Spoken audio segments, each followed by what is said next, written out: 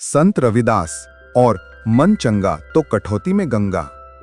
संत रविदास जी, जिन्हें रैदास के नाम से भी जाना जाता है, बहुत ही ज्ञानी, दयालु और सच्चे भक्त थे। वे अपना जीवनयापन जूते बनाने का पैतृक कार्य करके करते थे और अपनी कुटिया में ही रहकर प्रभु का नाम जपते थे। उनके लिए उनका काम ही उनकी पूजा था और वे मानते थे कि व्यक्ति का कर्म और मन शुद्ध होना सबसे बड़ी भक्ति है। गंगा स्नान और ब्राह्मण की भेंट। एक बार एक ब्राह्मण उनके पास अपना जूता ठीक कराने आया। संत रविदास जी ने जब जूता ठीक कर दिया तो उन्होंने ब्राह्मण से पूछा कि वे कहाँ जा रहे हैं। ब्राह्मण ने बताया कि वह गंगा स्नान के लिए हरिद्वार जा रहे हैं। रविदास जी ने कहा कि उनके पास अभी फुर्सत नहीं है क्योंकि उन्हें अपना काम पूरा करना है। फिर उन्होंने अपनी कमाई में से एक कौड़ी या सुपारी निकाली और ब्राह्मण से कहा, पंडित जी, यह मेरी ओर से एक छोटी सी भेंट है, कृपया इसे मेरी ओर से मां गंगा को ये कहकर अर्पित कर देना कि यह रविदास की भेंट है। ब्राह्मण ने रविदास जी की कौड़ी ले ली और गंगा स्नान के लिए चले गए।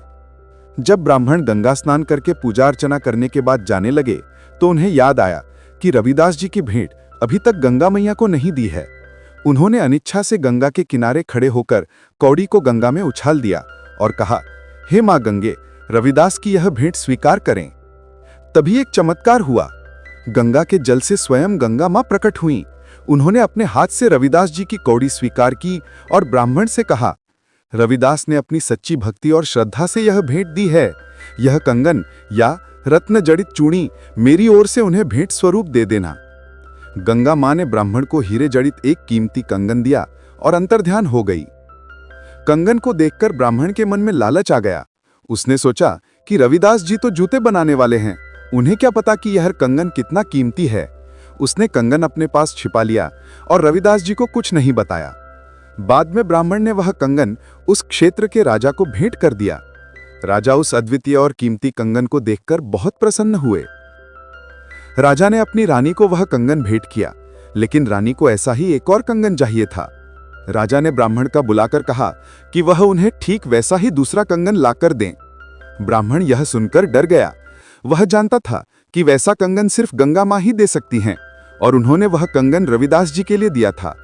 भयभीत होकर वह भागा भागा संत रविदास जी की कुटिया में पहुंचा और उनके चरणों में गिरकर सारी बात सच सच बता दी।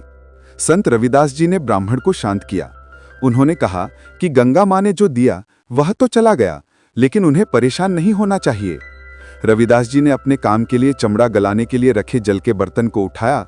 इस बर्तन को आम भाषा में कटौती कहा जाता था। उन्होंने अपनी सच्ची भक्ति और शुद्ध मन से मां गंगा का आह्वान किया।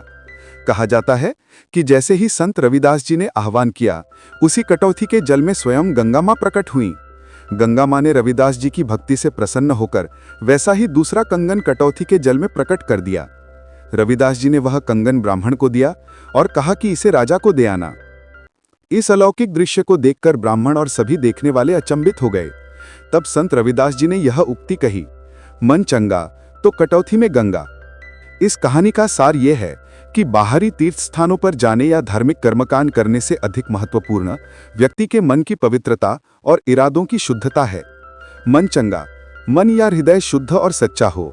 कटौती में गंगा, अगर मन पवित्र है तो व्यक्ति को पवित्र नदी के पास जाने की आवश्यकता नहीं है। ईश्वर आपके पास स्वयं आ जाते हैं, फिर चाहे वह चमड़ा गलाने की साधारण कटौती ही क्यों न हो। यह कहानी सिखाती है कि सच्ची भक्ति कर्म की ईमानदारी, कर्तव्य परायणता और हृदय की शुद्धता में निवास करती है। और ऐसे ही जानकारी के लिए वीडियो को लाइक और चैनल को सब्सक्राइब जरूर करें। धन्यवाद।